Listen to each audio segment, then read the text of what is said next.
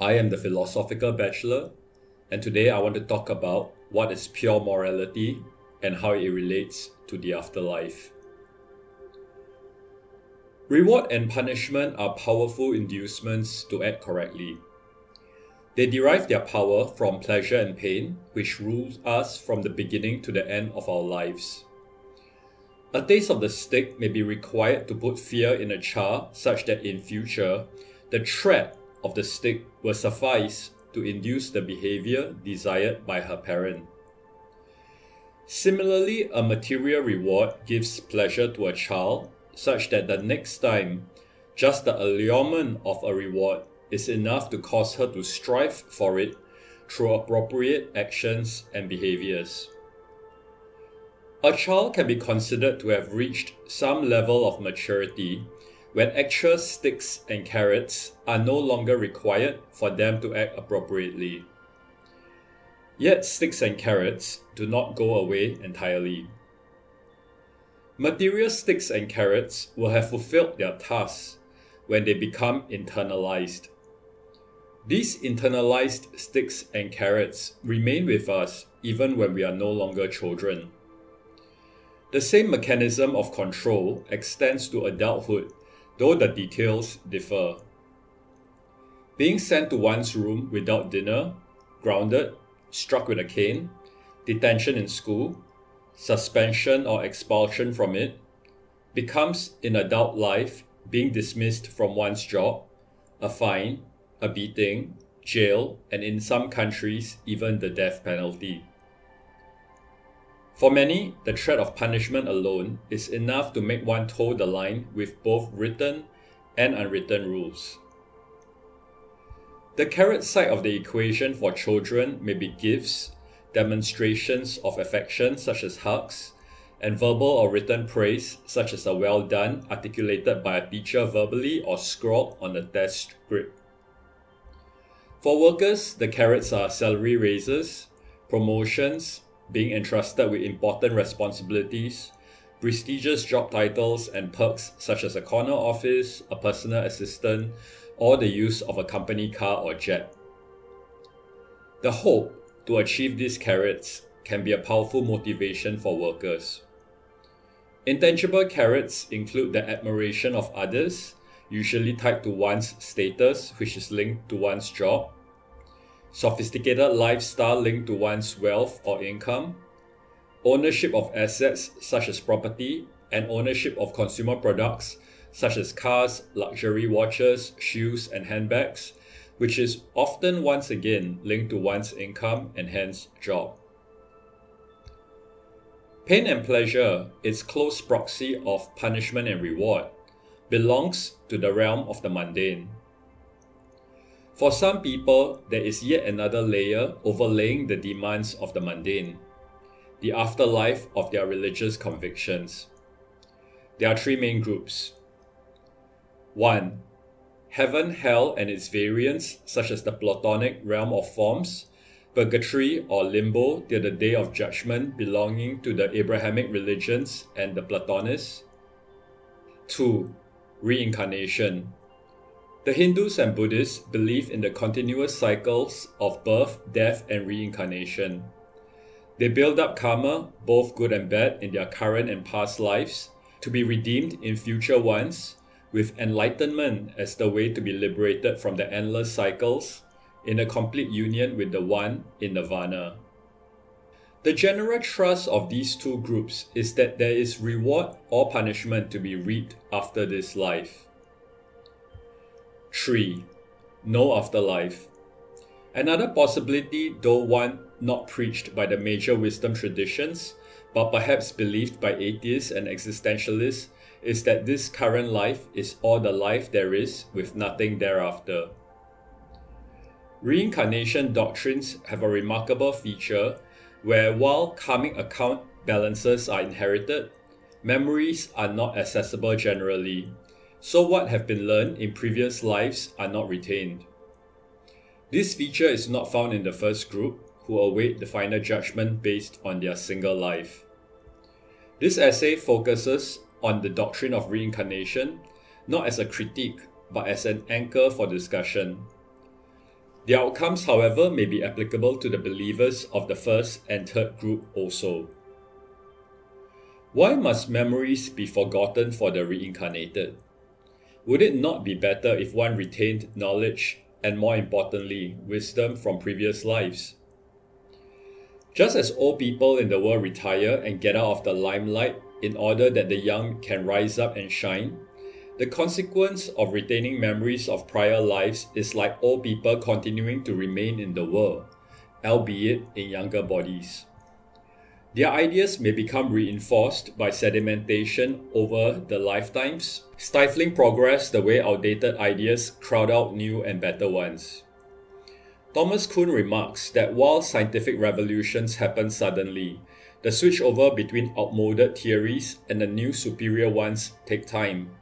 Sometimes a generation, because the older generations of scientists who have spent their careers working with the now inferior paradigm may resist conversion, finally letting go, not out of reason, but due to death. Imagine if people lived forever, be it in their current or new bodies. We will be stuck in our old ways, our knowledge and memories becoming a stumbling block for progress. There will certainly be some benefits, though I shall not argue for them since they are merely hypothetical as no such situation exists.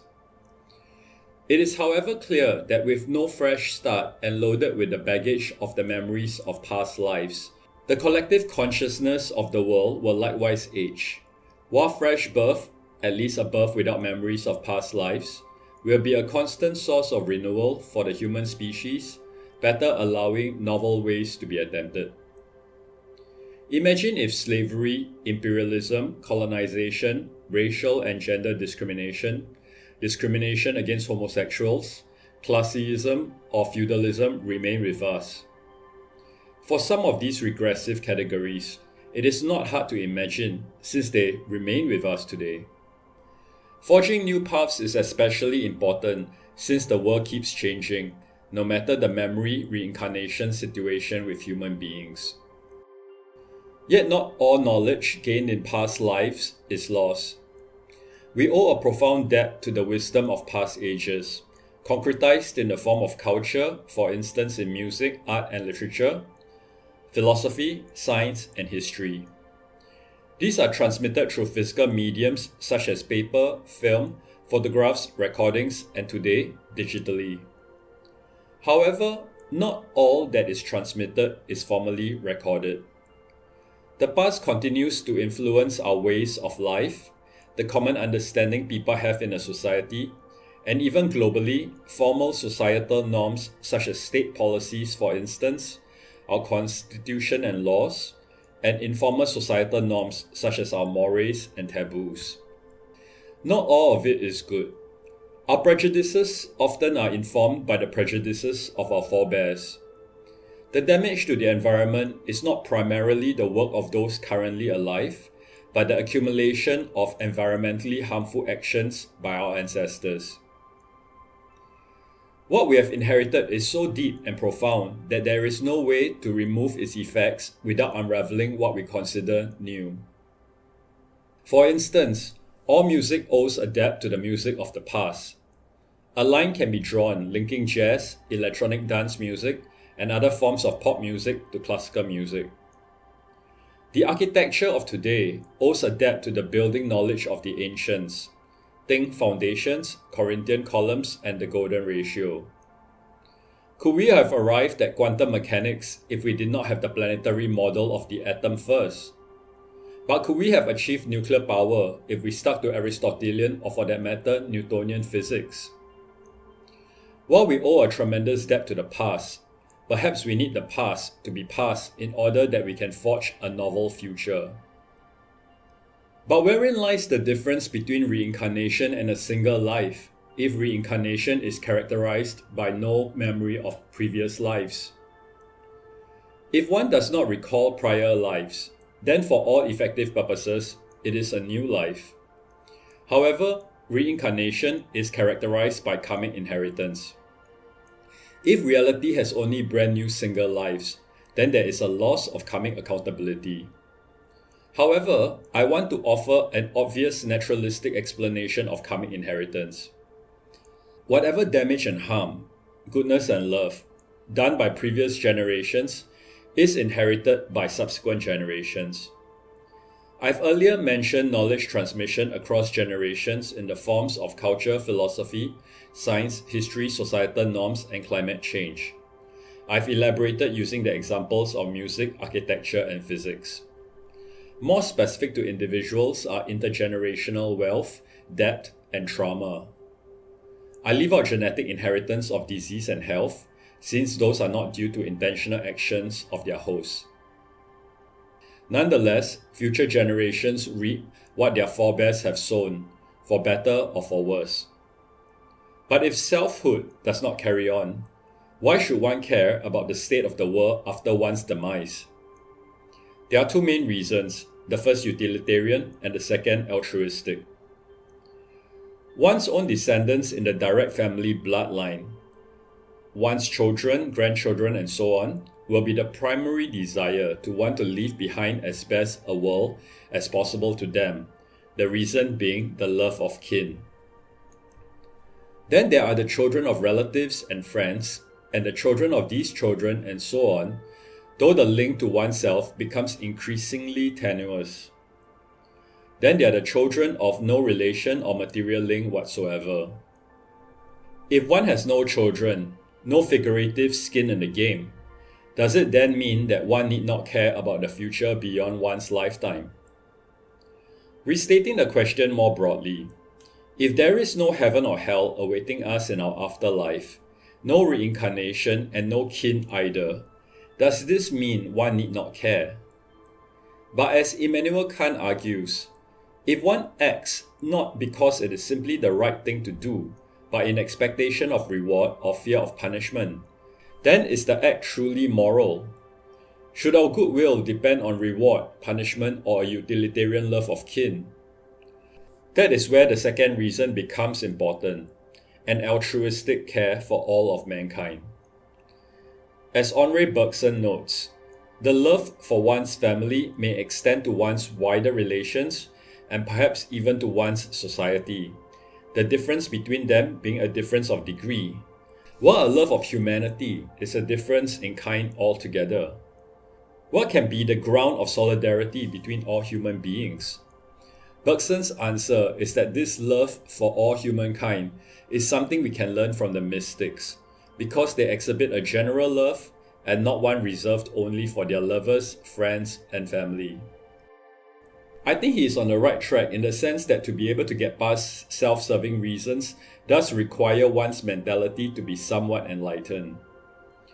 It's not morality doing what is right simply because it is right, even if there is no reward or punishment to be had by the agent in her life and also her afterlife, leaving aside the question of whether there is in fact an afterlife. It's not true liberation where one gives the law to oneself and not merely obey what is dictated from on high. If there happens to be an afterlife, then the rewards of one's good actions done for goodness' sake can be reaped, though this reaping is merely incidental and not intended by the agent as a motive for her actions. If there happens not to be an afterlife, then one did the right thing for the right moral reasons, which should be its own reward already. This reasoning may resemble Blaise Pascal's wager, but it does not. Pascal is weighing up the severity where eternal happiness or damnation awaits depending on whether one believes in God and whether God really exists. Consider the economic equation. Expected value equals probability of outcome multiplied by value of outcome.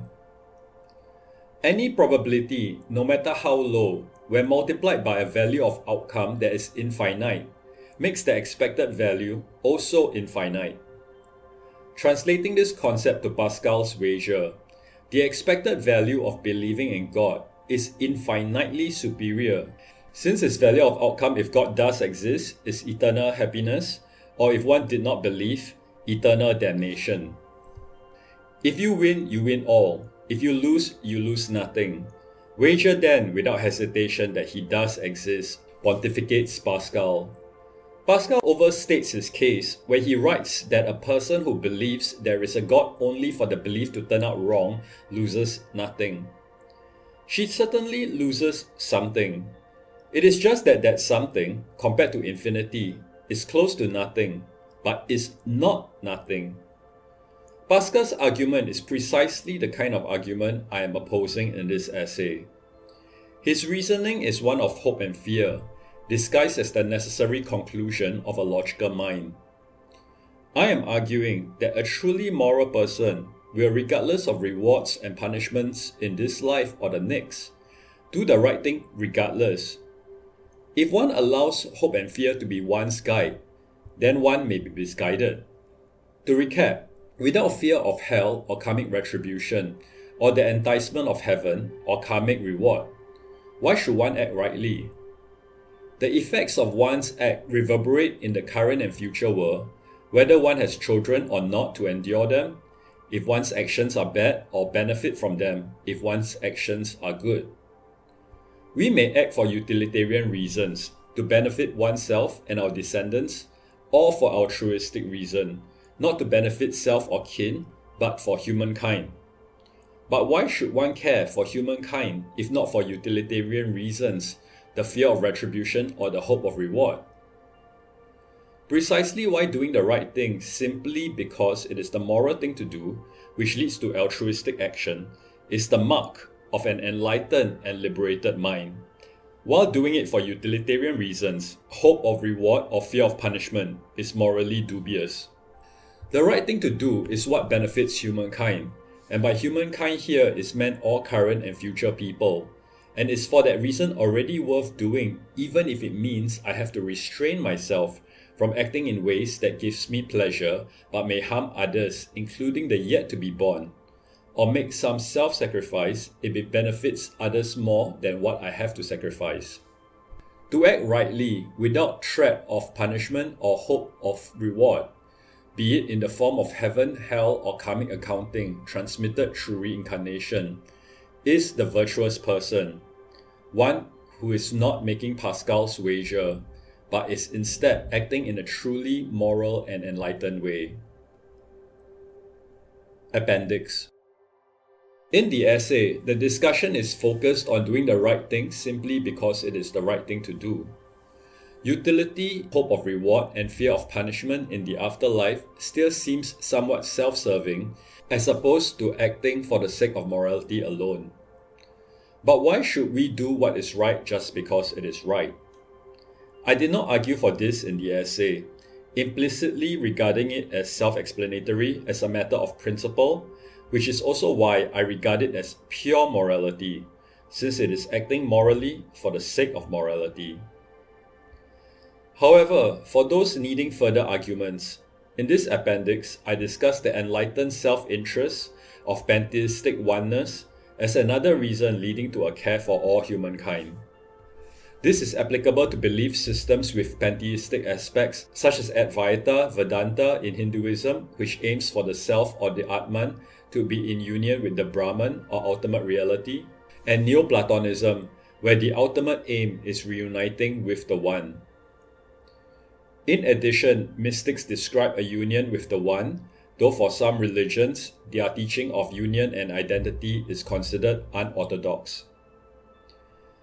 If everything is ultimately one, then care for others is a matter of enlightened self-interest. It is enlightened in the sense of realizing that everything is one, but yet is self-interested, since if everything is one, then in caring for others, I'm effectively caring for myself, insofar as I'm part of the oneness of everything. Bergson believes that mystical understanding of a union with the One is one of the two sources of morality and religion, the other being habit. The naturalistic explanation of karmic inheritance fits well with this pantheistic notion. We do not reincarnate as our own soul in a new body, but if all is one, whether it is my soul or the soul of another in a new body is irrelevant. We are after all part of the One, which is the only true reality, while the individuality and accompanying ego of each of us is illusory.